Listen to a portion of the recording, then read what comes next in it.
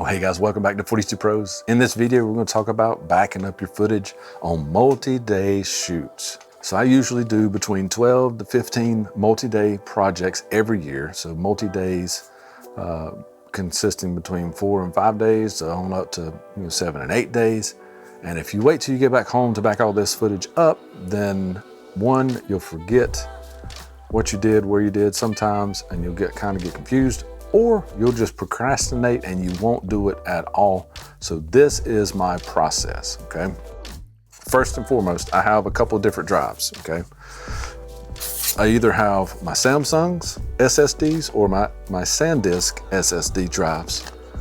And in addition to that, I have the Lasay rugged hard drives. Okay, so this is the kind of drives that I use on every project, and I buy these every year because I fill them up, okay? As you can see, I've got a stack of 4 right here.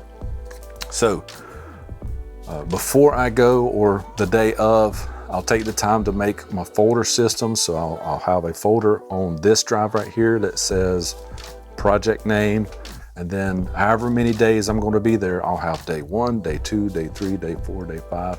And then within each folder of each day, then I will have the names of the cameras that I'm using.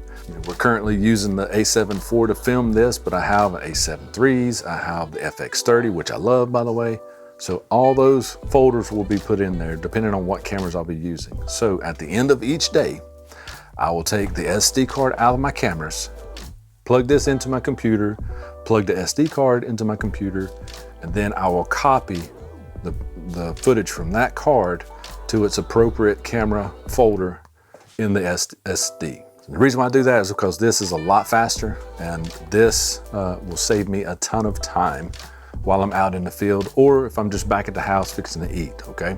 So once it backs up to here, I take the SD card out, either put it back in my camera depending on how much footage is on it, or I'll put it in a safe storage case, and then I'll save that until I get back home, and we'll talk about that here in a second. Then later on in the evening, if it's dinner time, or if I need to go out and set some stuff up and get ready for the next day, or if I just want to wait and just do this overnight while I'm sleeping, I don't need that one, then I'll take the footage that's on here and back it up to this Lasay, okay? And this will take a little bit longer process because this guy is not as fast as this one. So therefore, that's the reason why I put all the stuff on this one, this SanDisk or the Samsung SSD first, okay? So then when I wake up, this guy has a copy, this one already has a copy, and then I have a copy on the SD card itself, and I do not format it until I get home, okay? But I do that each day of every day, and once I get home, then I'll back it up to the cloud with my client's cloud account, whether it's Dropbox or Google Drive or whatever. So that way they have access to all the raw footage. Then I have a copy on this one, I have a copy on this one, and then I format my SD cards.